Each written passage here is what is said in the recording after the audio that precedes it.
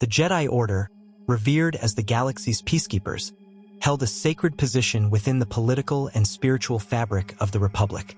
They were warriors, philosophers, and diplomats who adhered to a strict moral code that emphasized restraint, compassion, and the avoidance of unnecessary violence.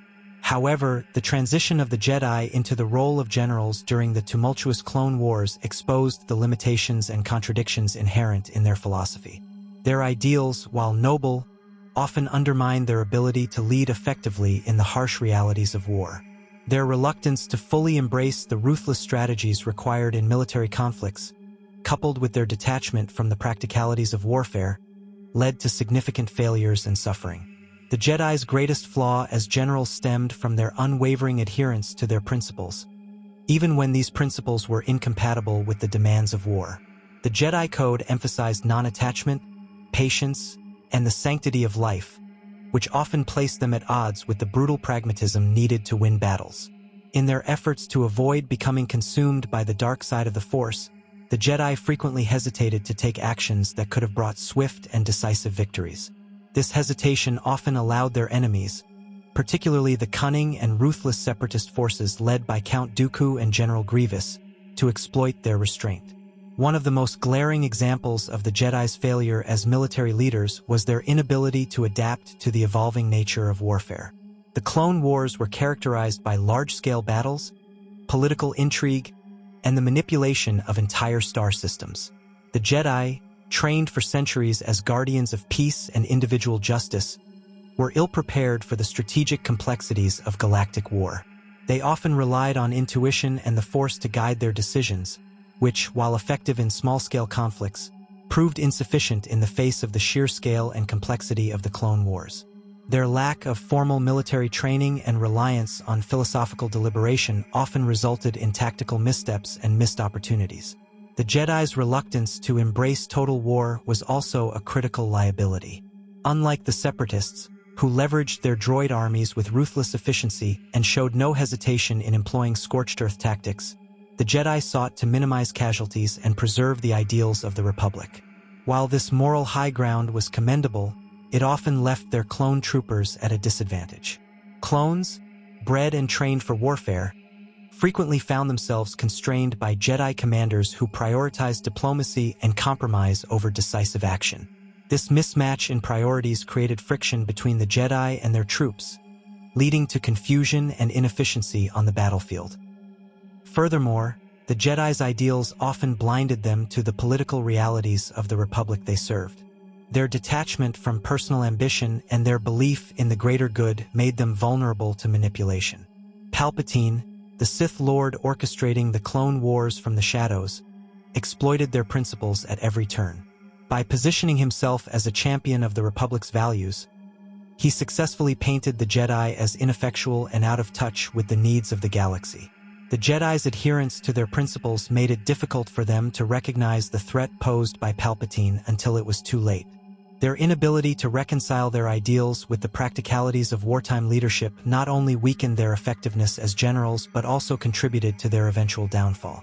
The Jedi's refusal to fully utilize the overwhelming potential of the clone army further illustrates their limitations. While the clones were bred to serve and conditioned to follow orders without question, the Jedi often treated them with compassion and respect, striving to honor their individuality. While this was undoubtedly an ethical approach, it sometimes conflicted with the strategic necessities of war. The clones, trained for combat efficiency, were often held back by Jedi commanders who hesitated to deploy them in ways that might have ensured victory but violated the Jedi Code. This restraint, born of an aversion to unnecessary violence, frequently led to prolonged engagements and unnecessary losses. Another consequence of the Jedi's adherence to their ideals was their inability to anticipate or counter the deceptions of their enemies. The Sith, who were driven by ambition and a willingness to employ any means necessary to achieve their goals, thrived in the morally gray areas that the Jedi sought to avoid. The Jedi's binary view of the Force, as a struggle between light and dark, limited their ability to navigate the complexities of war. Their failure to understand the nuances of their enemy's strategies often resulted in catastrophic misjudgments. The Sith's exploitation of this weakness was a key factor in their success during the Clone Wars and their eventual orchestration of the Jedi's near extinction. Perhaps most tragically, the Jedi's ideals created a disconnect between themselves and the very people they sought to protect. The citizens of the Republic, desperate for strong leadership during the chaos of the Clone Wars, often viewed the Jedi as aloof and ineffective. While the Jedi saw themselves as guardians of peace and justice, many in the galaxy began to see them as an outdated relic of a bygone era, incapable of addressing the pressing realities of war. This erosion of public trust further weakened their position, both as generals and as protectors of the Republic. At the heart of the Jedi's failure as generals was their unwillingness to compromise their principles, even when doing so might have been necessary to achieve victory. This steadfast adherence to their ideals, while admirable in times of peace, proved to be a fatal flaw in the context of war. Their reluctance to embrace the harsher aspects of military leadership, their inability to adapt to the complexities of large-scale conflict, and their vulnerability to manipulation ultimately doomed their efforts. The Clone Wars were not just a battle for territory or political power. They were a test of the Jedi's ability to reconcile their ideals with the demands of a changing galaxy. In this test, the Jedi faltered, and the consequences of their failure reverberated throughout the galaxy. Their role as generals during the Clone Wars serves as a cautionary tale about the dangers of inflexibility and the importance of adaptability in the face of adversity. While the Jedi's ideals were rooted in a desire to protect life and uphold justice, their inability to adjust those ideals to the realities of war left them vulnerable to their enemies and ultimately contributed to the fall of the Republic. By clinging to their principles at all costs, the Jedi inadvertently ensured their own undoing, paving the way for the rise of the Empire and the end of their ancient order. The fall of the Jedi as generals underscores a fundamental paradox. Their strength as peacekeepers became their greatest weakness in war. They entered the Clone Wars as reluctant participants, thrust into a role that contradicted the very foundation of their beliefs.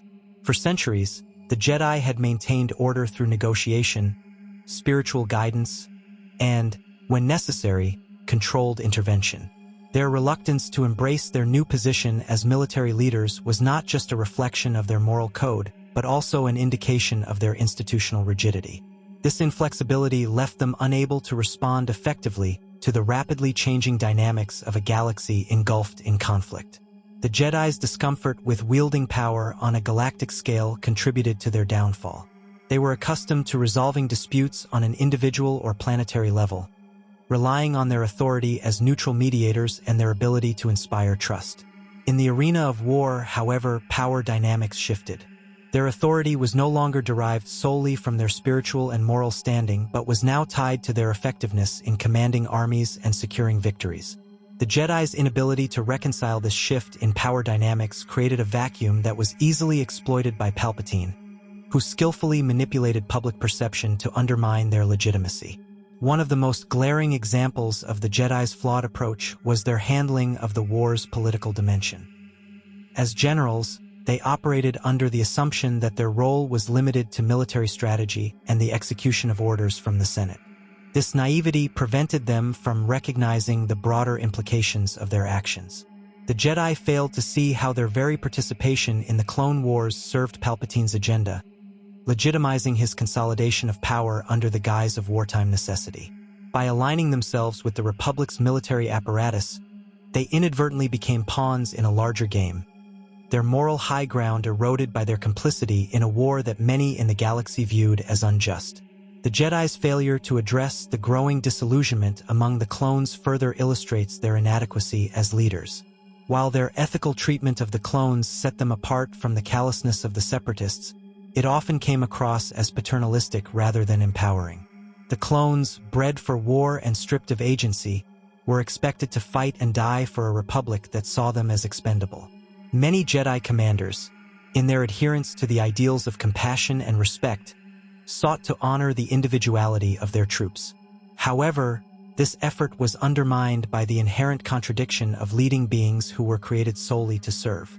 The Jedi's inability to fully integrate the clones into their moral framework contributed to a growing sense of alienation among the troops, which Palpatine exploited through the activation of Order 66. Moreover, The Jedi's strategic decisions often reflected a reluctance to engage with the realities of total war. For example, their hesitancy to employ preemptive strikes or leverage the full might of the clone army against strategic targets allowed the Separatists to maintain the initiative throughout much of the war. This restraint, while consistent with their philosophy, often translated into unnecessary losses and prolonged suffering. The Separatists, unburdened by such ethical considerations, were free to exploit the Jedi's predictability, launching devastating attacks that left the Republic reeling. Another critical failure was the Jedi's inability to foster unity within the Republic. As the war dragged on, divisions within the Senate and among the Republic's member worlds deepened, fueled by war weariness and economic strain. The Jedi, who could have served as mediators to bridge these divides, were instead preoccupied with their military responsibilities. Their absence from the political arena allowed Palpatine to consolidate his influence, portraying himself as the sole arbiter of stability. By the time the Jedi recognized the extent of his machinations, it was too late to counteract his narrative. The Jedi's reliance on the Force, while often portrayed as a strength, also became a liability in the context of war. Their dependence on its guidance sometimes led to overconfidence, as they believed that their connection to the Force would allow them to overcome any obstacle. This faith was misplaced in a conflict where their enemies used deception, manipulation, and brute force to achieve their goals. The Sith's mastery of the dark side, combined with their willingness to exploit the Jedi's moral constraints, created an asymmetry that the Jedi were ill-equipped to counter. The Force, while a powerful tool, could not compensate for the lack of practical military expertise and strategic foresight. Ultimately, the Jedi's failure as generals was not merely a product of their ideals but also of their inability to adapt those ideals to the demands of war. Their commitment to preserving life, minimizing suffering, and upholding justice was laudable, but it often placed them at a disadvantage in a galaxy where their enemies viewed such values as weaknesses to be exploited. The Jedi's refusal to compromise their principles, even in the face of existential threats, highlighted the rigidity of their philosophy and their inability to navigate the complexities of a changing galaxy. In retrospect, the Jedi's role in the Clone Wars can be seen as a tragic inevitability. They were an ancient institution, steeped in tradition and resistant to change, thrust into a conflict that demanded adaptability and pragmatism. Their ideals, while noble, became a hindrance in a war that required ruthless efficiency and unflinching resolve. The Sith, unencumbered by such constraints, emerged victorious, their rise facilitated by the very ideals that the Jedi sought to uphold.